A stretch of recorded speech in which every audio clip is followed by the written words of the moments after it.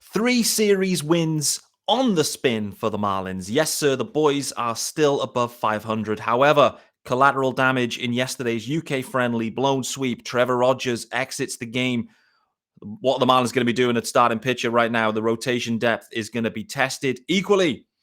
The frustration continues to build with Avisail Garcia. What on earth can the Marlins do with Avisail Garcia? All on today's Locked On Marlins. You are Locked On Marlins, your daily podcast on the Miami Marlins. Part of the Locked On Podcast Network, your team every day.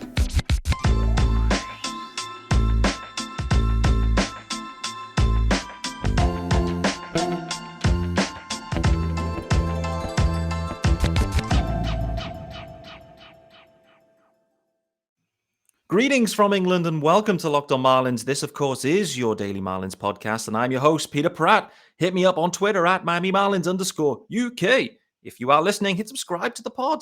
Leave some comments, leave a review. Why not? It is your team, of course, every single day. Kind of.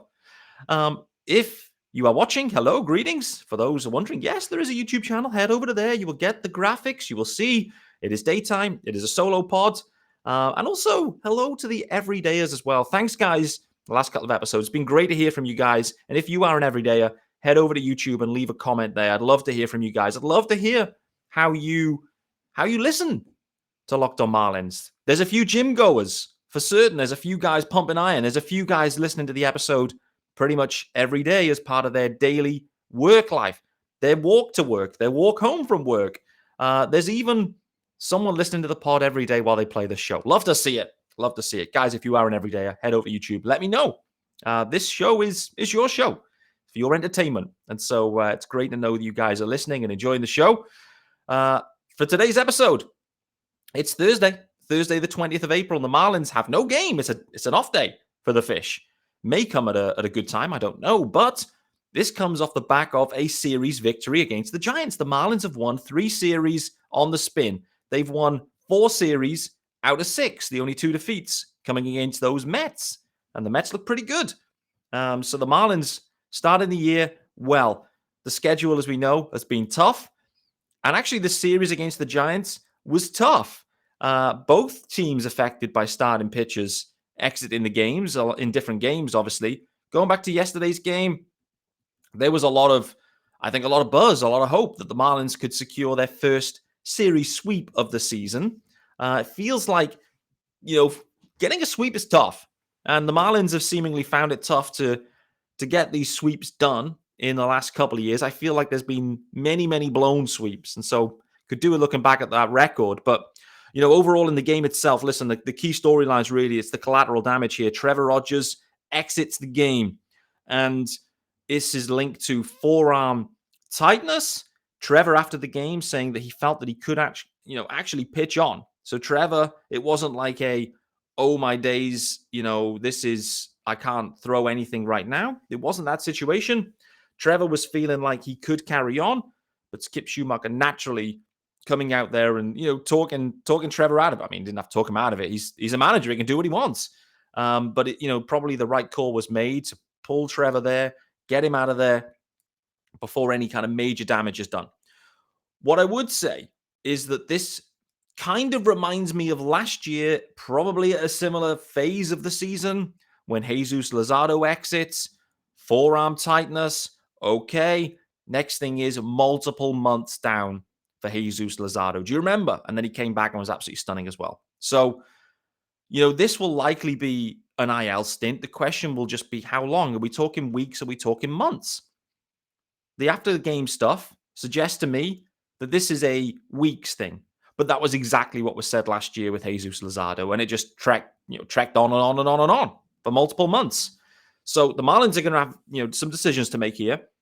But overall, this is a big blow. We can't get away from the fact that Cueto is already down, and now Trevor Rogers is down. So that's 2 of the 5 opening day rotation guys. Obviously, Braxy was on the opening day roster, but wasn't in the rotation, so to speak, unless they went 6-man. We never really worked out if that was ever going to play out. I don't think it was. But 2 of the 5 are down. So already the Marlins rotation and the depth is being tested.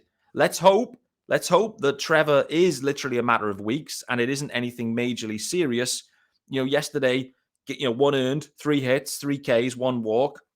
Trevor's been trending in the right direction. I must be honest, I didn't see those innings of Trevor. It was my son's 6th birthday party yesterday, and I missed the early part. The game was too UK friendly. It was too early. I couldn't get back from Ninja Warrior in time to see the start. So I kind of plugged in once he'd already exited and basically got to see a George Soriano masterclass. And I must say, George Soriano, boy, oh boy, what a start to his major league career. No doubt that's 5 innings of work for Soriano. No earned runs, a couple of hits sprinkled in there. But what and actually, it's a good way to transition. The question will be, and the question now is, Trevor Rogers likely goes to the IL, likely misses at least two starts, let's call it. So what do the Marlins do? Where do they turn to?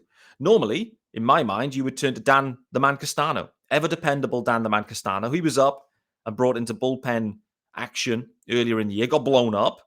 But normally Dan the Man Castano, a bit like Braxton Garrett. Like, he's a starter. He feels comfortable as a starter. The routine, it's all in their control. That's the difference going into the pen. Like, where you have starters that then transition to the pen but still want to be starters, it's hard to find your groove. But for Dan the Man Castano, he's on the IL. He's on the minor league ILs because he's down to AAA at the moment. So that would be my natural thought. Where else do they go? Well, one of the other options could have been Devin Smeltzer, where he's on the roster right now. That helps. He has experience starting games. That helps. Bad news with Smeltzer yesterday. It was IKEA-like. There was multiple meatballs thrown and dispatched. So Smeltzer not putting his best foot forward right now. So wait to see what happens with Devin Smeltzer. Actually, he hasn't pitched well at the major league level at all. Not just yesterday's performance, but thus far, it's been below par for Smeltzer. I don't think there could be a lot of confidence for the Marlins that in a Smeltzer start that they're going to get A, length out of him, and B, quality length, if that's the right description. So where does that take them? And this is something that was always in the back of my mind as the season got going, where they've obviously moved Pablito, but added in Cueto. But with Max Meyer down, Sixto Sanchez down, Jake Eder still down, like, there wasn't a ton of depth once they got past Braxton Garrett, to be honest. And so the question was going to be, okay, can Dan Castano do something? Chichi Gonzalez. We've all seen Chichi. I've seen him. I really hope I don't see Chichi Gonzalez starting any games for the Marlins at all in 2023. The Marlins are in the hunt right now. They're in the hunt. Okay, it's early, but they're over 500. They're playing great ball. And it's about understanding where Trevor's at with his rehab cycle and, keeping it ticking over in the meantime. The pen has been good. Is there, and maybe that is one of the options. It isn't just, do we get a starter up to try and go 5-6? Maybe there's ways for the pen. A bit like, when you've got Sandy and you kind of think, Sandy, can you go long? Where the kind of, I guess the rotation flips. Can Sandy go long? Then you can go a pen day, maybe the next day because the pen's a little bit more rested. I don't know. But, overall, like the depth is interesting. This is an interesting piece. I'm not convinced about Chichi Gonzalez. I'm not convinced about Devin Smeltzer. It's been a little bit poor there thus far. The one guy that I think has buzzed, has flashed, and is actually performing is Brian Hoeing. He obviously didn't perform amazingly in 2022, but during spring, I think he looked a lot better. And by all accounts, Brian Hoeing, he's made some changes. And it may be that Brian Hoeing gets the next opportunity. Failing that, and going back to what I mentioned about George Soriano, what we've seen with Soriano has been impressive thus far. Multi-innings of work. You could in effect probably piggyback Soriano and Brazovan 2 or 3 innings apiece and then pen it the rest of the way. That's another option for the fish. It's all going to come down to how long's Trevor out? How much length do they need in this pen? Because the pen has been the strength. But if you start asking the pen to slide more and more forward, deliver more and more innings, it's going to add more tax, clearly, onto the pen. And then thus the leverage. What you don't want is, for the sake of one start, where it's kind of a dice roll start anyway, what you don't want to happen is you fully gas the pen, So when the opportunities then arise in those close games where you need the leverage pen to do its thing, you need it to be available in those games particularly. That's the balance. It's the balance that Kim Ang faces, Skip Schumacher, they face right now. Which way do they go? My gut feel, if Castano wasn't hurt, he'd be up and he'd be into the rotation for now. I think Brian Hoeing will likely be up, and I think he'll likely get a couple of starts. Some people are probably asking the question, where's Uri Perez? Uri Perez, he's in AA. And let's leave him there for now. He's young, but, the question then is, okay, if anyone else, if there's any other problems, do the Marlins hit the button on Uri Perez? And hopefully it doesn't come to that. Let's hope it doesn't. But right now, I would say their next man up is Brian Hoeing. How do you feel about it? I think Brian Hoeing's improved. I think he's a bit like maybe you think about it with Brazaban, where Brazaban or Nardi, actually Nardi's probably a better description, where Nardi comes up, struggles last year, didn't look great, went away, understood what big league requirements look like. You make some adjustments, you come back stronger. We hope that Brian Hoeing could be the same. Andrew Nardi 2.0. Because I was absolutely slandering Andrew Nardi. And I apologize for that. I was wrong. Aram Layton, the GOAT, Locked On Marlins GOAT. He was on the money with Andrew Nardi. That's why he's the best in the biz. And that's why I'm just a fan of the podcast. Let's talk about our good friends over at wrong one. Built Bar. The Built Bar boys are back. No graphics for these guys, but it's an announcement. It's an alert. Let's sound the klaxons. Something exciting is coming to Built.com on April 22nd. It's just a couple of days away. I don't have all the details yet, but the excitement is real, and it's something you won't want to miss. If you know how Built works, they have the most incredible protein bars in the world, and they do these amazing flavor drops with unreal flavors in limited quantity. So mark your calendars and head to Built.com on Saturday, April 22nd, to be one of the first to discover what all the hype is about. I can't wait to see what this new flavor is. Make sure to use the promo code LOCKEDON15 and you'll get 15% off your order. Boy, oh boy, spicy work over there from the boys at Built, and a flavor drop. And it's that, I guess, sensitive. They won't even share the information with me. Unbelievable. Nevertheless, April 22nd, get your calendars marked, Built.com, and hopefully you can be part of that new flavor drop there from Built. Okay, so rotation. It's being tested. It's being tested.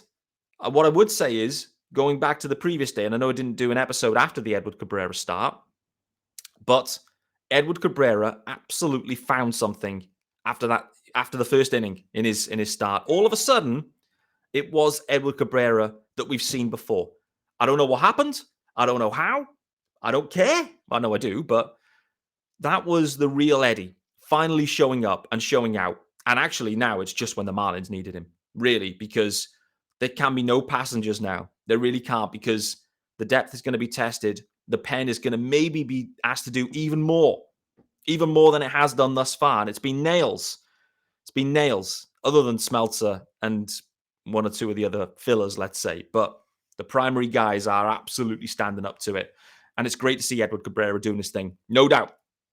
Let's talk about the offensive side, though, yesterday. Boy, oh boy, yesterday it was a vintage Marlins game thus far. They go behind early. They keep it close. They find a way to come back, and they did come back. They took it all the way into extras. They had multiple opportunities kind of heading into the 8th and 9th to walk it off. They don't. Tanner Scott with an absolutely stunning appearance in that first inning of extras. Stunning appearance from Tanner Scott, because it's so dicey, right? Where you've got the runner on second. But really, Tanner Scott, he's almost the perfect guy. And obviously, they didn't have Floro or Puck available, having pitched back-to-back days in those wins. This is the problem for the Marlins, right? The success and the close games and the one-run wins is leading to asking multiple guys to have to dip in to these save opportunities and these tight games. Tanner Scott, though, back to that point, he's almost the perfect guy to have in the 10th, right? You've got a runner on second, but Tanner Scott's approach is pretty much like strikeout or walk, pretty much. And so that's what we're looking for. You're looking for Tanner Scott just to throw some nice pitches, get some Ks if he can, work in the zone. And, that's going to lead to success there. And yesterday, a couple of Ks, which has been a trademark of his. His stuff plays, as we know. But overall, Tanner Scott did his thing. But then the Marlins, they end up, Jazz Chisholm's on second at the start of that 10th inning. You're thinking, great, any hit here, anything, and the Marlins are scoring. Cooper Loop comes out. He's the first at bat, first pitch swinging. Okay, it is what it is. But, a fly out, not deep enough to get Jazz over to third. So that was a little bit of a mistake there from Coop, I would say. It was a little bit, a little bit keen on that. But if you see it, you like it, you swing, that's the deal. I'm not a hitter. I never have been. You then get to a situation where Arias is coming up to the plate. And this is where things have changed now for the Fish, right? Arias comes in. They're intentionally walking Arias. Okay. Jazz is then on third because he ends up stealing third. Okay. That then means that they look at Jorge Soler and think, let's walk Jorge Soler too. So I'm not sure if that Jazz steal ended up hindering the Marlins. In effect, it probably did. But, having a runner on third with less than 2 outs means they can win it on a fly ball too. And so, a sac fly. So I completely understand where Jazz was coming from there. But as soon as Jazz got over to third, they thought, actually, let's intentionally walk Soler, load the bases. We've got 2 outs to deal with. And we've got coming up Brian De La Cruz and Jesus Sanchez. Brian De La Cruz, I must say, his track record with the bases juiced is good. His season thus far has been good. Camilo Doval, yesterday, the pitcher, throwing high gas. And he pitched well. Struck out both the guys. Painful. And naturally, there was a lot of unhappiness around the fact that Avisail Garcia, multiple times in this game, had some pretty big at-bats in big situations. And he struggled, as he struggled for the majority of his Marlins career. And it felt like yesterday was a real watershed moment around Avisail Garcia for Marlins fans. I mean, there's been tons of slander thus far. Rightly so. He's been absolutely putrid. And, he's not helping himself either, Avisail Garcia. He isn't. Last year, came in, even when you look at when he'd signed the deal, when you look at the images for there, he was already ballooned then. So he just had I think because he was a free agent, he just kind of just started eating. I don't know. Never could get the weight off. But anyway, Avi was chunky, couldn't deliver.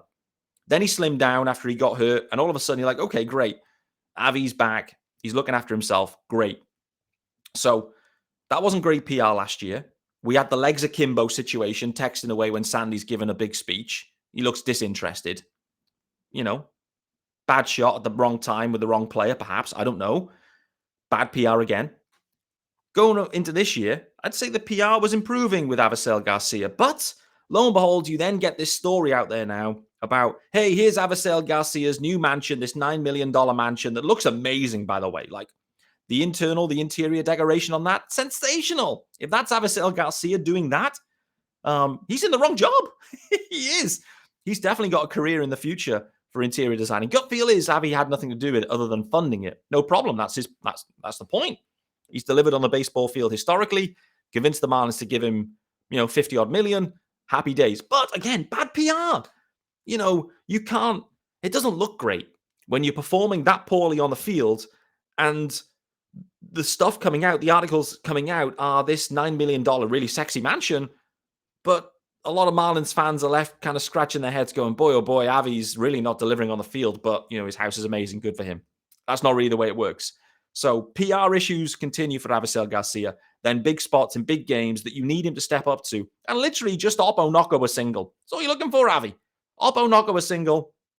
No. Couldn't do it. Couldn't get it done. Slander kicks off. What are the Marlins going to do with Avisail Garcia? Where are we trending with this one? Because they're trapped with the money. It's a sunken cost anyway, so the money is the money right now, unless they can trade away and find a way of moving that money. But like teams aren't going to take on like dead dough, particularly that kind of size of money. So where are they going to go? Where is this all going to end with Avi? We saw it in spring. It was terrible in spring. Craig Mish is saying, listen, the Marlins will seriously consider, reducing his playing time and plate appearances by May if things don't start well. They haven't started well. So we're almost at May now, a week away. We're into the pressure situation now where they're over 500. They've done the really hard work in getting the season going in a good way. Rotation's a bit dinged. Bullpen's looking elite. Can the offense kind of kick in? The offense is looking much better than it was. But overall, Avisail Garcia is pretty much dead weight in this lineup at the moment. But the Marlins can't do anything about it. They've got Jesus Sanchez sat on the bench. He's not doing anything either. So Jesus Sanchez, Avisail Garcia, both dead weights. Neither of them really movable because Jesus has got no options and Avisail's got tons of dough. The Marlins are really backed into a corner here, and I'm very intrigued to see what they do. Craig Mish threw it out there yesterday. He spoke about it at the deadline. Avi for Ozuna. Who says no at this point? And, I mean, I don't know where I would land on that. Personally, I'd say, you'd probably stick with Avi. Probably would. I feel like the Braves tried to get Avi last time, and the Marlins said no for Ozuna. So, where's this all going to end up? What would I do? I'd just try and minimize, Avi's plate appearance. I already spoke about it going into the year that if he starts poorly, then, there's other guys that could and should be taking those spots. The problem the Marlins equally face now is Jorge Soler already feeling his back. I would naturally have said Soler, maybe he slides out to right field. De La Cruz in left. Jazz doing a great job in center field. I'll talk about Jazz a bit more later in the week, I'd say. And that's potentially the way you mix match it. Coop can go and DH, and Yuli Gurriel can handle first. Makes sense, but the problem is they want to protect Jorge Soler. He's absolutely blasting right now too. And what you don't want is for this offense to take a major step back if Jorge Soler's hurt. Luis Ariz is already hurt. His finger is clearly bothering him. Like, we're less than 20 games in. And, already starting to get heavily dinged. We're leaning heavily already on Garrett Hampson. We knew we'd see plenty of Hampson this year. We haven't seen any of Iglesias yet, but he's not going to be a million miles away. Next guy hurt, Iglesias. But the Marlins really, the PR around Avisail Garcia is not good. The production is not good. The Marlins are fully trapped in with this one right now. There's nothing they can do. And they equally are limited in the options they have because Jesus Sanchez, whilst he isn't performing, they have no minor league options there either. So do they make that decision? Do they look to trade Jesus Sanchez? They look to DFA him? A Lewin Diaz situation? Just call it out? Doesn't look like a major league hitter? I don't know. I don't know when that breaking point is for Jesus Sanchez. Avisail Garcia right now, for whatever reason, he hasn't looked like a major league hitter for the 2 years he's been in Miami. Really tough spot for the Marlins. It really is. And it's going to be interesting to see the way they play it. Peyton Burdick absolutely going bananas in AAA. Okay, take that with a pinch of salt. But he had a decent spring, for sure. He had a really hot start. There was a buzzy name. He's absolutely carried that on in AAA. And, all being equal, Peyton Burdick would be given that opportunity in the near term to come up to the big league level and look to see if he could do his thing. Problem is, no flexibility on the other guys. So we'll wait to see on that one for certain. Final ad of the day, and it's our good friends over at eBay Motors, of course, and those sexy teal graphics. Yes, sir. And I absolutely love this one. For a championship team, it's all about making sure every player is a perfect fit. It's the same when it comes to your vehicle. Every part needs to fit just right. So the next time you need parts and accessories, head to eBay Motors. With eBay Guaranteed Fit, you can be sure every part you need fits right the first time around.